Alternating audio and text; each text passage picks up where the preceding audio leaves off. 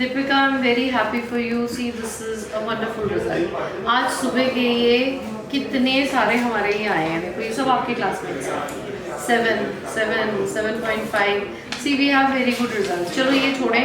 दीपिका आप बताओ आपका कैसे एक्सपीरियंस रहा? मेरा एक्सपीरियंस ओवरऑल बहुत अच्छा था.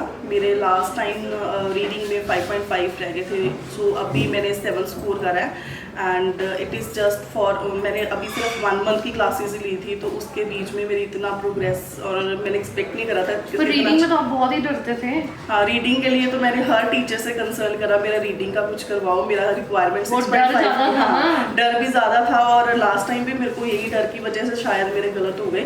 पर इस बार टीचर्स के स्पोर्ट के कारण मेरे को काफ़ी उन्होंने हेल्प करा रीडिंग. अच्छा दीपिका, तेरा ओवरऑल यहाँ पे एक्सपीरियंस कैसा था? ओवरऑल बहुत अच्छा था. फॉर स्पीकिंग एंड रीडिंग तो बहुत अच्छा था, क्योंकि स्पीकिंग के लिए ज़्यादा नहीं करते थे, बट उन्होंने बड़ा मेरे साथ मतलब कोऑपरेट करा. Very good. And how was your experience in reading, writing and writing में मैंने टेम्पलेट्स यूज़ करे थे. एंड मेरा लास्ट टाइम भी राइटिंग में भी स्कोर 6 ही रहा था.